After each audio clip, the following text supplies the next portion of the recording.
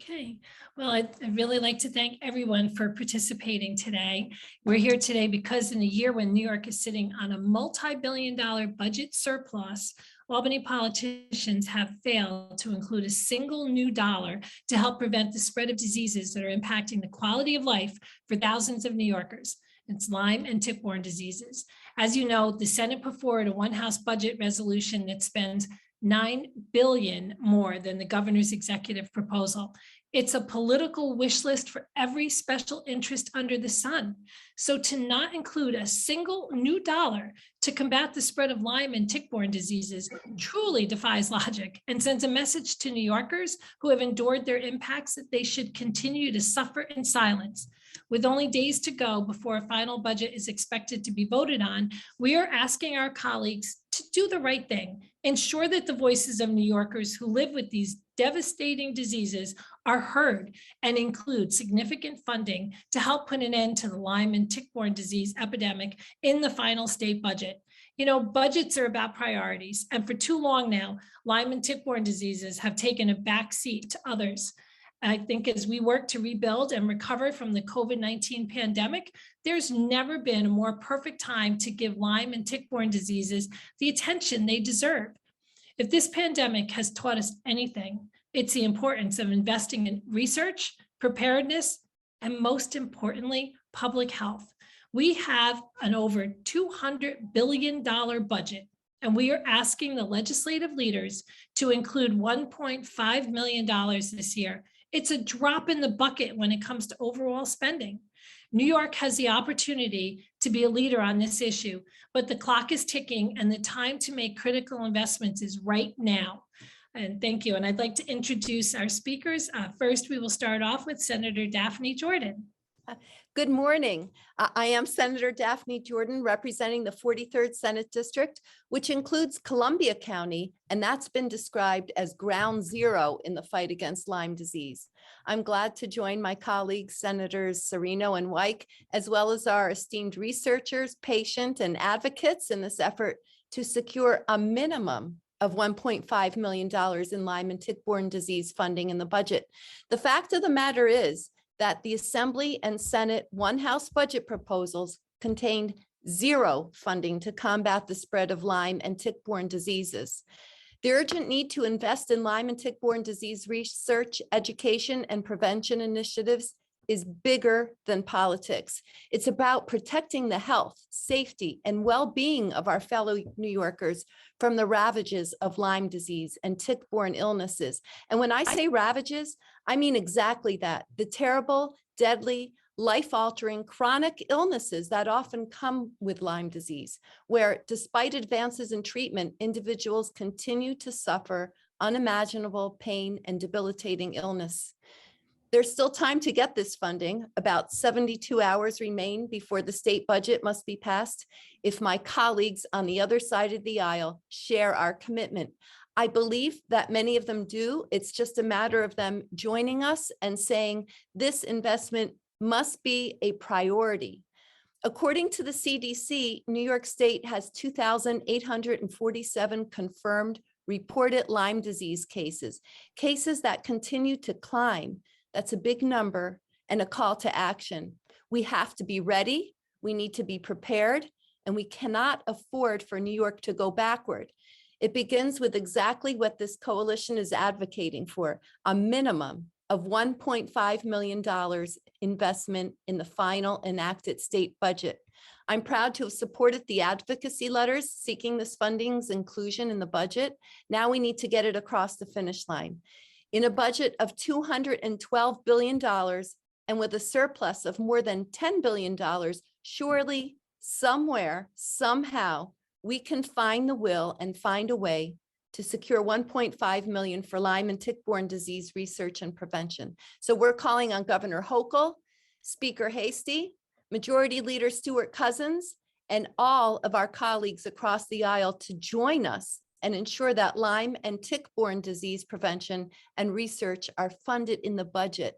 And thank you, Senator Serino, for organizing this call to action and being an advocate year after year on this issue. Thank you, Senator Jordan. And now I'd like to introduce Senator Alexis Weik. Thank you so much. And Sue, thank you so much for bringing this to our attention again. I'm from Suffolk County. I represent a large portion of the South Shore in Suffolk County. And I know in 2016, we had the highest reported cases of Lyme disease. And this is something we've been battling since I was a teenager. And it has debilitating neurological and physical effects on individuals. And it's difficult to diagnose. I know there's different strands of Lyme disease, and to be able to diagnose them is very difficult. We have Stony Brook University helping us out to try to locate what people are suffering from and identify what part of Lyme disease they have and get them the right help and the right diagnosis. And a lot of times people don't understand that it's not just Lyme disease. There are, I think, 7 blood-borne pathogens that are carried by ticks. And this is something that we need to be aware of, especially when we have a warm winter and we find that entire areas, beaches or, William Floyd Estate at one point was so flooded with ticks. They had such a boom of tick birth that people couldn't even go to that area because they were fearful of getting Lyme disease or one of the other blood-borne pathogens. And these blood-borne pathogens can have a devastating effect, including death. So this is something that is very, very serious. It's not something that we should be taking lightly. 1.5 million in a year when the state has so much funding available to it is certainly not a big ask. And we are working with state universities in order to find the best solutions for all over New York State. And so I urge the governor and the majority to put the 1.5 million into the budget to make sure that we are doing the proper research for Lyme disease and supporting whatever assistance we can to make sure that New Yorkers are being as healthy and taken care of as possible. And so, Sue, again, I support you and I thank you for bringing this to everyone's attention. This is certainly worth fighting, and it's time to do it right now as the weather is starting to warm up. We need this right now. So thank you so much. Sorry. Okay, so thank you, Senator Weik. I was muted. And now I'd like to introduce my friend Holly Ahern, MS, Associate Professor of Microbiology at SUNY Adirondack and Vice President of the Lyme Action Network. Thank you for being here, Holly. Sue, thank you for inviting me to speak today. And also I want to thank you directly for your leadership on this issue, because without you, we wouldn't be here today to make the case for why this is so important. So thank you for that. Ticks and the diseases they transmit are increasing in number in all areas of the state. Among the infections that can be transmitted to humans through the bite of the tick, Lyme disease makes up over 80% of those cases reported to the CDC. The CDC estimates that there are nearly 500,000 new cases of Lyme disease in the US every year, and this makes Lyme disease the 3rd most common bacterial infectious disease in the United States. Yet the national, state, and local public health response is not consistent with the magnitude of this problem. Without an accurate diagnostic test, the true rate of Lyme disease in patients that occur in states across the US, including New York, is unknown. Lyme disease cases are counted through a passive reporting system, which in this state is extrapolated from lab test results that are noted for their inability to accurately identify who has Lyme disease and who does not. Other states require healthcare providers to submit detailed records on patients who meet a set of ridiculously restrictive diagnostic criteria for Lyme disease. And as the CDC explains on their webpage on Lyme disease surveillance, many cases do not get reported. The CDC has acknowledged that cases are underreported and explicitly states there is no way of knowing exactly how many people get Lyme disease. This is a failure of the current state of diagnostic testing for Lyme disease. New York State Department of Health has reported that the true percentage of unreported cases in New York is likely higher than what's reflected in public health databases, with young pediatric patients, kids, making up the largest subunit of cases that are unreported. What proportion of those kids that are unreported also go undiagnosed and go on to develop long-term illness is unknown also. Despite the fact that there are significantly more cases of Lyme disease than most other infectious diseases, and the fact that a significant number of Lyme disease patients experience the same long-haul symptoms that plague up to 40% of COVID patients, the New York State Senate and Assembly have not included any new funding for Lyme and tick-borne disease research, education, or prevention initiatives in their One House budget proposals that passed last week. The gains made as a result of previous initiatives funded through the New York State budget process include tick and tick-borne disease pathogen surveillance programs in the Adirondack region by Dr. Leanne Sporn at Paul Smith College. For my lab at SUNY Adirondack, state funding allowed for the establishment of a biorepository of clinical samples from across New York State. This biorepository has been used repeatedly for research applications, notably for the identification of biomarkers that could be used for development of accurate diagnostic tests for Lyme disease, other tick-borne co-infections, tick-borne disease, relapsing fever, Babesia, anaplasma, and Bartonella, for example. And I'm very excited to report that we are moving forward with commercialization of a diagnostic test for Lyme disease that far exceeds the clinical accuracy of any existing diagnostic test, an outcome that was made possible through New York State funding, as well as through private philanthropic donations. As a state with one of the highest rates of Lyme disease in the country, now is not the time for New York State to withdraw funding for Lyme and tick-borne disease research, education, or prevention. Thank you. Thank you so much, Holly. Now we're going to go on to Dr. Brian Leydet. Brian is the Assistant Professor of Environmental and Forest Biology at SUNY College of Environmental Science and Forestry. So thank you for being here, Dr. Leydet. Thank you, Senator Serino and Senators Jordan and Weik for being here and allowing us the opportunity to talk about this important issue. Tick and tick-borne diseases are a serious health threat to New York State and beyond. In the US alone, around 500,000 people will contract the most common tick-borne disease, Lyme disease, in just the year of 2022. Importantly, 10 to 20% of these individuals will have persistent symptoms after treatment, not unlike COVID long haulers we hear about. Furthermore, the most likely to contract this disease are those aged 55 to 69, and our smallest groups of individuals, children aged 5 to 14. As a father to a 4-year-old and a 7-month-old, I'm very concerned about their risk. In addition to the health effects of the disease, economic costs associated with these staggering case numbers range from annually $25 to $75 billion in the United States. New York State consistently reports some of the highest rates of tick-borne diseases in the country, and these numbers keep increasing. Here in central and western New York, it was rare to come across a tick 20 years ago, but that has certainly changed as ticks are on the move. We've witnessed in the past decade a 400 to 900% increase in the rates of Lyme disease in our residents. Ticks are spreading largely in part to global climate change as more and more environments become suitable to the various species of these tiny little bloodsuckers. I argue that ticks really bring the issue of climate change to a person's backyard. And while we hear a lot about Lyme disease, it's not our only concern. There are over a dozen different species of ticks in our state, which can cause around 11 human illnesses. You may hear a lot about the black-legged tick or the deer tick, whose bite can lead to at least 6 different diseases.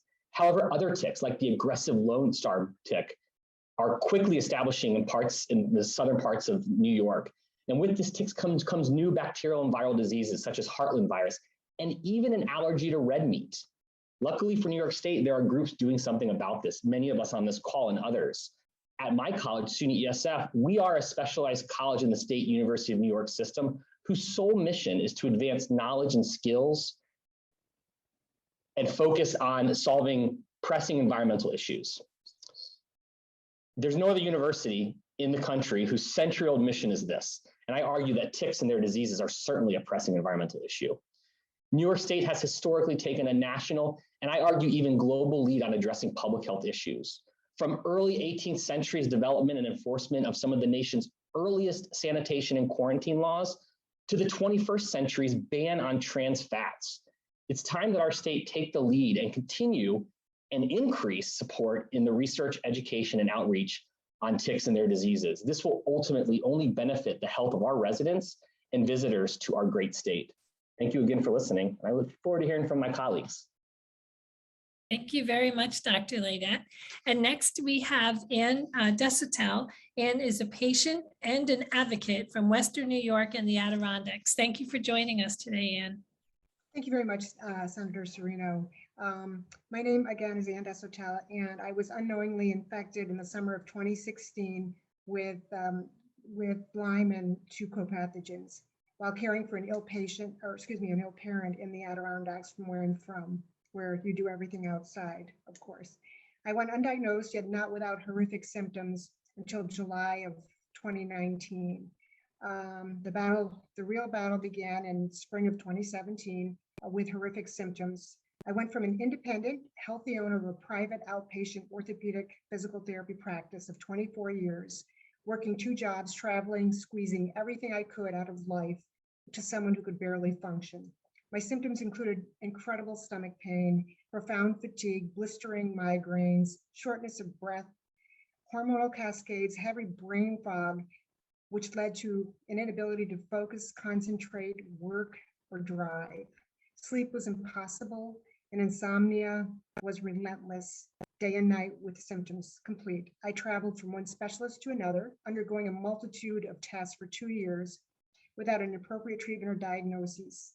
The medical community continually marginalized me, stating there was nothing wrong with me, except that I suffered from their diagnoses of lupus, neurocardiogenic syncope, Parkinson's, and Lewy body dementia. All wrong, inaccurate diagnoses, and to this day, part of my permanent medical record. Common sense dictates that you don't go from a normal, energetic, high-functioning individual to complete system failure without something causing your sickness. Yet you are subjected to indignity, humiliation, and degradation because Lyme and tick-borne diseases are so marginalized, misunderstood, and just plain underdiagnosed and undiagnosed.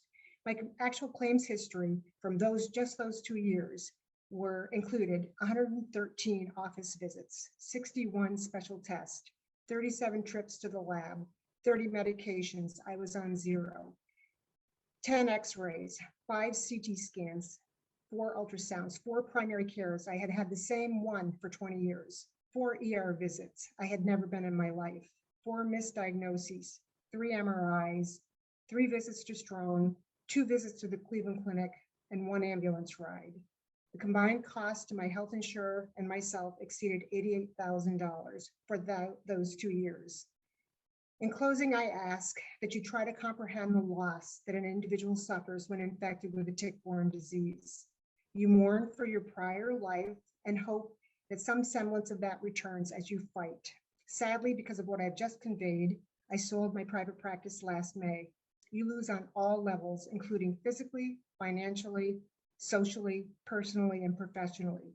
I beg, beseech, and implore that all of you take Lyme and tick-borne diseases seriously enough to add back into the budget what is so desperately necessary. Thank you again for allowing me to speak. And thank you so much. You know, and your story for all of us here on the panel is too common, right? So I really appreciate you telling the public and letting them know. And I'm sure others are listening right now that had the same experience, sadly. And someone who has, we're going to go on to our friend Jill Auerbach. She's a patient advocate and the chairperson of the Hudson Valley Lyme Disease Association. Thank you, Jill, for being with us today. Thank you so much, Senator Serino, for asking me to talk on this really crucial issue. Among the many organizations I'm involved with regarding tick-borne diseases is the Federal Health and Human Services Tick-Borne Disease Working Group, of which I'm a subcommittee member, especially dealing with prevention. This results in a report to the Secretary of Health and Human Secretary and to the Congress every other year. In the USA in 2015, the estimated medical cost of just Lyme disease was as high as $1.3 billion. Far exceeding that was the estimated total economic cost burden to society. In 2021, it has been estimated at almost $6 billion. We all know someone who was treated for Lyme but remained ill after treatment. An estimate of chronically ill patients in the United States could be as high as $100 billion or more. Since New York State represents almost 1/4 of the US reported cases, New York costs are well in excess of billions of dollars every year. This doesn't include all the other tick-borne diseases. Yet shockingly, nothing is funded in this year's proposed budget to stop this from continuing to get worse. In past years, without a budget surplus, the legislature managed to find funds to support some tick-borne disease research. Tick diseases expanded way beyond Lyme disease transmitted by the black-legged tick. In the past decade, some ticks which are a threat to New York State include the Lone Star tick, an Asian invasive H. longicornis tick, and recently the Gulf Coast tick. When discovered, H. longicornis was already in 9 states, including New York. In Asia, it's an important vector of human and animal disease agents causing human hemorrhagic fever and reduction in dairy cattle production. There are concerns it will become a carrier of fatal heartland virus here. Like it, other worldwide deadly hemorrhagic and encephalopathic tick-borne diseases similar to such diseases as Ebola and Powassan encephalitis, respectively, are certain to reach our shores. Just one example of how fatal Lyme disease can be, 17-year-old Joseph Alone died of Lyme carditis affecting his heart after 1 month of undiagnosed Lyme disease.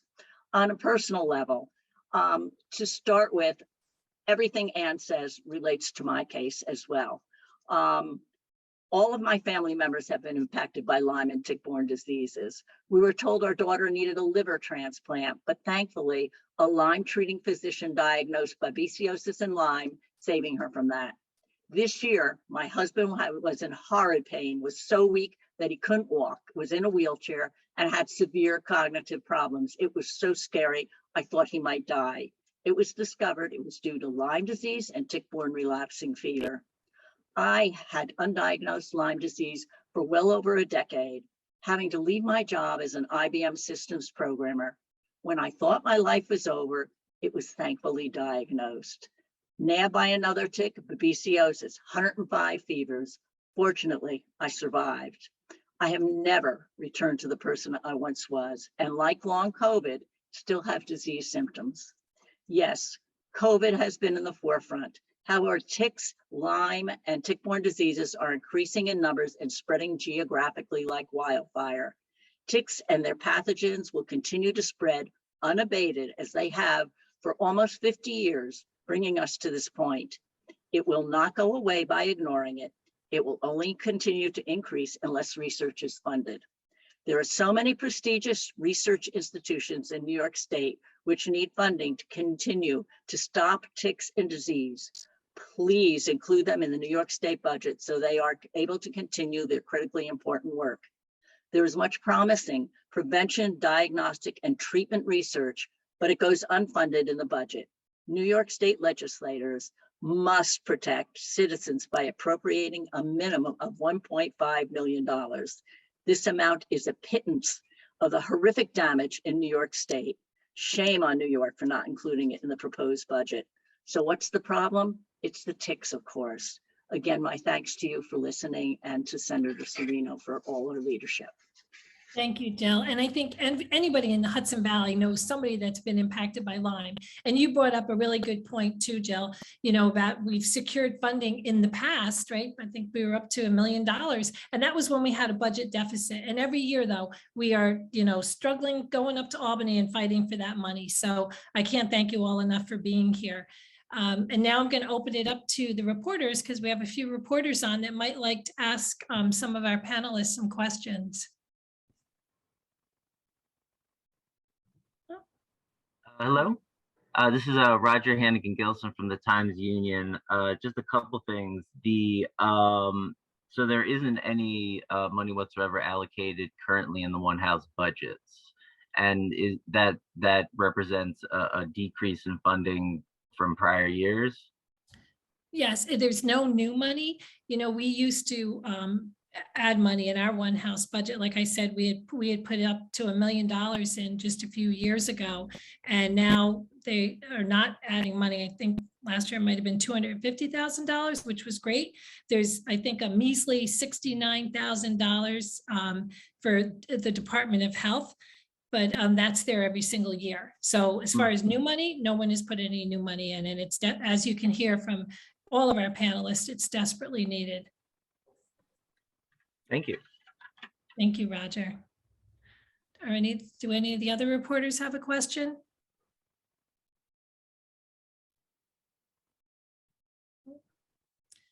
I know we talk about it in the Hudson Valley, right? We live in the epicenter, but think about all the people that, especially like from New York City, that have come up through the past couple of years due to COVID, coming up into the Adirondacks or even into the Hudson Valley and wanted to be outside. And they're subjected to Lyme and tick-borne diseases as well. So that's why the money for the education, like I've always said, and all of us have had this same mantra, education is the key to prevention, and we need the money for the research.